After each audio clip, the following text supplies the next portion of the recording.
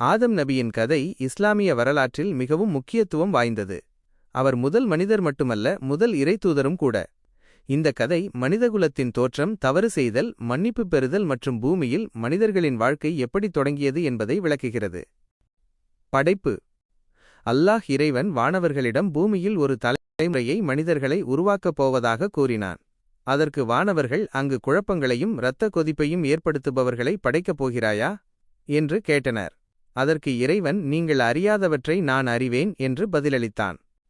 பிறகு அல்லாஹ் மண்ணிலிருந்து ஆதம் அலை அவர்களை படைத்தான். அவருக்கு உருவம் கொடுத்து அதில் தன் உயிரை ஊதினான். ஆதம் அலை அவர்களுக்கு பேசவும் சிந்திக்கவும் கற்றுக்கொள்ளவும் ஆற்றலை வழங்கினான். சஜ்தா, சிரம்பணிதல். ஆதம் அலை அவர்களை படைத்தபின் அல்லாஹ் வானவர்கள் அனைவரையும் அவருக்கு சிரம்பணியும்படி சஜ்தா செய்யும்படி கட்டளையிட்டான். வானவர்கள் அனைவரும் அந்த கட்டளைக்கு கீழ்ப்படிந்தனர். ஆனால் இப்லீஸ், ஷைத்தான் மட்டும் கீழ்ப்படிய மறுத்தது. அது, நான் நெருப்பினால் படைக்கப்பட்டவன், அவர் மண்ணினால் படைக்கப்பட்டவர், நான் அவரை விட சிறந்தவன் என்று ஆணவத்துடன் கூறியது. இந்த கீழ்ப்படியாமையின் காரணமாக இப்லீஸ் இறைவனின் அருளிலிருந்து வெளியேற்றப்பட்டது. சுவனத்தில் வாழ்க்கை. ஆதம் அலை அவர்கள் சுவனத்தில் தனிமையை கண்டபோது அல்லாஹ் அவருக்கு துணையாக ஹவ்வா அலை அவர்களை படைத்தான். அவர்கள் இருவரும் சுவனத்தில் அமைதியாக வாழ்ந்தனர். அவர்களுக்கு தேவையான அனைத்தும் அங்கு இருந்தன. அல்லாஹ் அவர்களிடம், நீங்கள் விரும்பியதை உண்ணலாம், பருகலாம், ஆனால் இந்த ஒரு மரத்தை மட்டும் நெருங்காதீர்கள் என்று கட்டளையிட்டான். முதல் தவறு. ஆதமும் ஹவ்வாவும் சுவனத்தில் வாழ்ந்தபோது இப்லீஸ் அவர்களிடம் கோபத்துடன் வந்தது. அது, இந்த மரத்தின் கனியை உண்டால் நீங்கள் வானவர்களாக மாறிவிடுவீர்கள் அல்லது நிரந்தரமாக இங்கே இருப்பீர்கள் என்று தவறாக வழிநடத்தியது.